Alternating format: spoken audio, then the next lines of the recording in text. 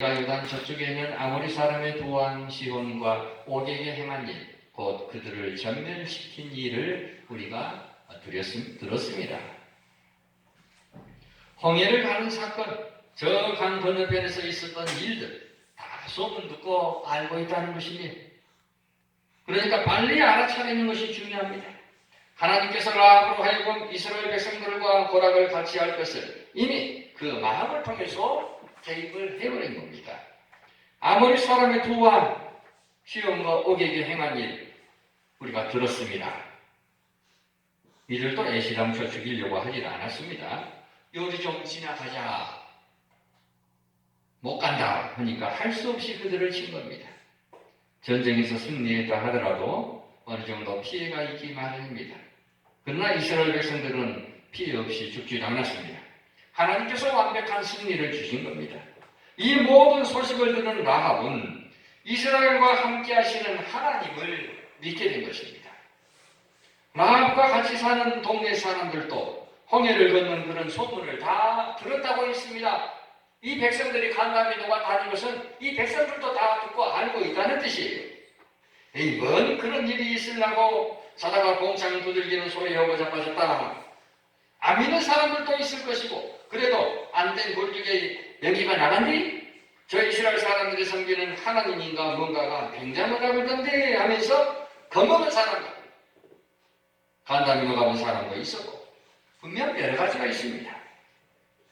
마음으로만 이런 생각 가지고 있으면 안 됩니다. 이 믿음을 실행으로 옮겨서 이스라엘 진에서 보낸 정탐꾼들을 숨겨주었기 때문에 라합이 생명을 건질 수 있었던 겁니다. 잘 보면은 이 믿음은 육신의 생명을 지금 담보로 할 만큼 중요한 신앙 고백입니다. 인간적으로 라합은 이념 나라의 간첩과 같은 역할을 한 것입니다. 지금 영모죄를 지은 겁니다. 이스라엘 이 나라 간첩들, 이념나라 정부의 이 숨겨졌다는 것이 들켜버리면 영감없이 라합은 죽습니다. 네가 영모를 저질러 저쪽 나라 정탐꾼을 숨겨줬다면서 이 못된 것 당장에 죽입니다. 일반 형사사건보다 이 일은 더 무섭습니다. 이 영모에 관한 것은 옛날부터요 관용이 없습니다. 죽여도 최고 능지처참으로 죽입니다. 혼자만 죽이는 것이 아니라 가족을 몰살시켜버립니다. 멀리는 육족, 삼족까지 다 밀어버립니다. 11절 라합의 고백을 보십시다. 11절 우리가 듣자 곧 마음이 녹았고 너희로 말미암아 사람이 정신을 잃었나니 너희 하나님 여호와는 위로는 하늘에서도 아래로는 땅에서도 하나님이시니라. 이스라엘 백성들에게 행하신 이적을 들어보니까 하나님께서는 하늘도 주장하시고 땅도 주장하시는 하나님이시다라는 것이에요. 하나님께서 하늘을 개입하셨기에 구름 기둥과 불 기둥이 나타나 이스라엘 백성들을 인도하셨고 만나를 내려주셨고 땅을 또 개입하셨기에 광야에서 물을 내어 이스라엘 백성으로 마시게 하였고 이런 소문을 들었을 때 이스라엘과 함께 하시는 하나님은 하늘의 하나님도 되시고 땅의 하나님도 되십니다 하는 것을 그대로 이 라합이 믿어버린 것이에요. 이방적인 라합의 신앙이 이러하거든 성경이 지금 우리 손에 있고 예배당이 이곳에 있는 우리의 신앙이 라합의 신앙만 못해서야 나중에 하나님 앞에 가서 대꾸할 여지가 없는 겁니다. 지금 라합은 목사도 없는 상황입니다. 예배당도 없는 상황입니다. 단지 저 멀리 지나가는 이스라엘 백성들의 소문만 듣고도 하나님을 믿어버린 사람인데 우리는 내 손에 성경이 있고 TV 켜는 CBS, CTS 방송에 나오고 얼마든지 예배당에 나와 기도할 수 있고 이런 자유로운 상황에서 라합의 신앙만 또 못한다면 하나님이 네 믿음이 왜 그것밖에 안 되냐 했을 때 우리는 진짜 대꾸할 여지가 없어져 버린 겁니다. 상황이 안 좋았어요. 야, 성경에 라합 이야기 안 들어봤냐? 예, 들어봤는데요. 라합은 목숨 걸고 신앙을 고백해버렸다. 그래 그럼 우리는 진짜 할 말이 없어져 버린 겁니다. 12절 13절 그러므로 이제 청하노니 내가 너희를 선대하였은즉 너희도 내 아버지 집을 선대하도록 여호와로 내게 맹세하고 내게 증표를 내라. 그리고 나의 부모와 나의 남녀 형제와 그들에게 속한 모든 사람을 살려주어 우리 목숨을 죽음에서 건져내라. 라합이 얼마나 지혜롭습니까? 자기 한 사람만 살려줄 것이 아니라 자기에게 속한 모든 사람을 다 살려달라고 했으니 말입니다. 여장부입니다. 배짱 두둑한 여인입니다. 주 예수를 믿으라. 그리하면 너와 내 집이 구원을 얻으리라 말씀하신 것처럼 자기와 관련된 가족 친척들이 생각이 난 겁니다. 이때 정탐꾼들에게 라합이 말하기를 내가 하나님을 믿는 표로 너희를 선대했으니 너희도 나를 선대하는 표를 주어서 하나님의 이름으로 살려주되 나와 관련된 모든 사람을 살려달라고 했던 겁니다. 14절에 그 사람들이 그에게 이르되 내가 우리의 이 일을 누설하지 아니하면 우리의 목숨으로 너희를 대신할 것이요 여호와께서 우리에게 이 땅을 주실 때에는 인자하고 진실하게 너를 대우하리라. 두 정탐꾼이 라합의 말을 들었을 때 얼마나 감격을 했겠습니까? 어찌 보면은 생명의 은인인데 우리를 경찰서에 고발하지 아니하고 숨겨준 생명의 은인인데 이 이방 사람이 하나님에 대해서 정확하게 알고 있을 뿐만 아니라 하나님께서 결국 이 여리고 성을 이스라엘에게 주신다는 것까지 믿고 있었으니 놀랍고 감사할 일이지요. 정탐꾼이 라합에게 생명을 부탁해야 될 성 싶은데도 됐대. 라합이 정탐꾼에게 자신의 또 가족의 그러한 생명을 부탁하고 있으니 기가 막힐 일입니다. 내가 우리의 이 일을 누설하지 아니하면 우리의 목숨으로 너희를 대신할 것이다. 네가 생명 걸고 너희들을 못 죽이게 내가 생명을 걸고라도 너희 보호할 것이다 이겁니다. 정탐꾼들이 라합의 신앙에 감격해서 만약 여호수아 장군이 우리의 이 이야기를 안 믿고 라합을 죽이려고 한다면 자신들이 대신 죽는 한이 있어도 살려주겠노라고 하는 겁니다. 정탐꾼들이 그만큼 라합의 신앙에 감격했던 것입니다. 변호사 역할이죠. 생명을 건 변호를 하겠다는 겁니다. 약속, 하나님의 이름으로 약속하겠다는 것이에요. 그러니까 하나님의 사람들은 신실해야 됩니다. 대인관계에서도 신실해야 됩니다. 여호와께서 우리에게 이 땅을 주실 때에는 인자하고 진실하게 너희를 대우할 것이다. 라합이 하나님의 은혜를 바라보면서 정탐꾼들을 맞이했기 때문에 정탐꾼들도 라합을 하나님의 은혜로 대우하겠다고 약속합니다. 마을로만 믿는 것이 아니라 생활 속에서 믿음을 실행할 때 하나님께서 그 믿음을 귀히 보시고 생명을 주장해 주시며 삶을 주장해 주시는 증거를 주신 겁니다. 결론 짓습니다. 라합은 소문만 듣고도 하나님께 대한 믿음을 가졌는데 우리는 하나님의 말씀을 대하고 배우고 있으니 라합과 같은 신앙이 없어서야 되겠습니까? 당시 라합은 제사장도 없지요. 다시 말씀드리면 목사도 없는 상황입니다. 그런데도 이런 믿음을 가졌습니다. 우리들도 하늘의 하나님, 땅의 하나님, 상생하지의 주인 되신 하나님을 믿는 믿음을 가지고 무슨 문제가 생기든지 염려하지 말고 하나님께 말씀드리고 하나님께 순종함으로 하나님께서 함께 하시는 증거들을 누려야겠습니다. 하나님의 위대하심과 사랑하심을 깨달았다면 겨우 나 하나 살 것만 구하지 말고 온 식구가 다 구원받는 풍성한 은혜를 구함으로 하나님의 풍성하신 은혜 또한 누리시기를 바랍니다. 믿는 사람 하나 라합이 가족을 구원했습니다.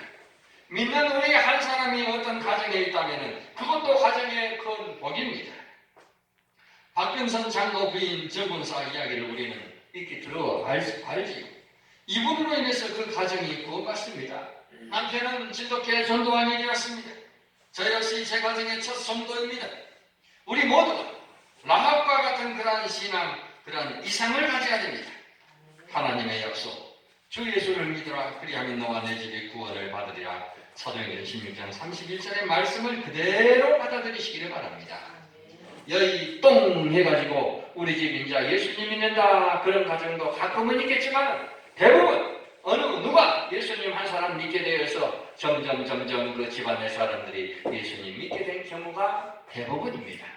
오늘 보면 라합 집안이 바로 그 경우입니다. 박병선 장로님 집안도 그 경우입니다.